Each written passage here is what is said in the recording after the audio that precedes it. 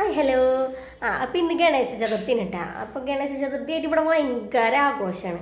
ഇവിടെ എന്ന് വെച്ചാൽ ഞാൻ പറഞ്ഞില്ലേ, ഞങ്ങൾ ബാംഗ്ലൂരാണ് നിൽക്കണേ. അപ്പോൾ ഇവിടെ ഭയങ്കര ആഘോഷമാണ്. അപ്പോൾ ഇന്ന് ഇതിലെ മറ്റേ ഗണേശനെ കൊണ്ടുപോകും, വണ്ടിയിലിരുത്തി മറ്റേ കൊട്ടുംപാട്ടും മേളൊക്കെ ആയിട്ട് കൊണ്ടുപോകില്ല, അതുമാതിരി കൊണ്ടുപോകും കേട്ടോ ഗണേശനെ.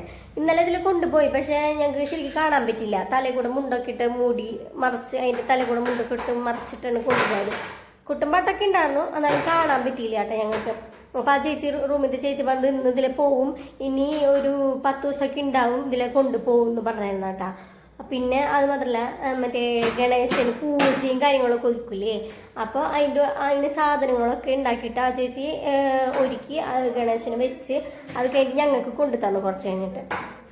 അപ്പോൾ എന്തിട്ടൊക്കെയാന്ന് നോക്കാം. എനിക്ക് തോന്നുന്നു കേരളത്തിൽ ഇതൊന്നും ഇല്ലയെന്ന് തോന്നുന്നു കേട്ടോ.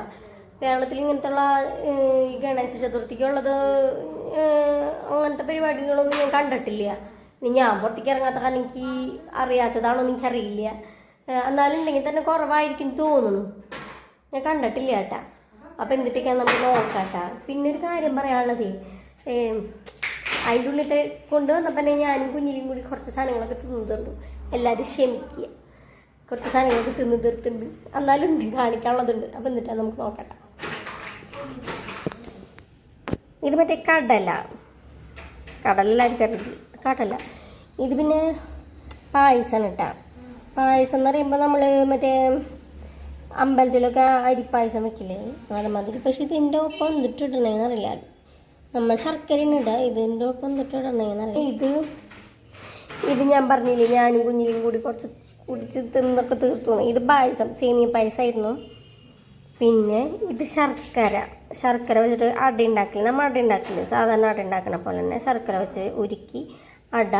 പിന്നെ ഇത് ഉഴുന്നുവട 3 ഉണ്ടായിരുന്നു, ഞാനും കുഞ്ഞിനും കൂടി തിന്ന് തീർത്തതാണ്.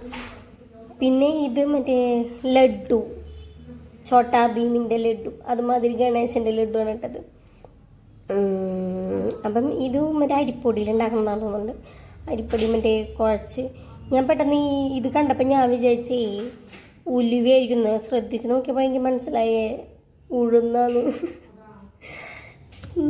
അങ്ങനെ. അപ്പം ഇത്രേ ഉള്ളൂ കേട്ടോ. അപ്പം എല്ലാവർക്കും ഗണേശ ചതുർത്ഥി ആശംസകൾ.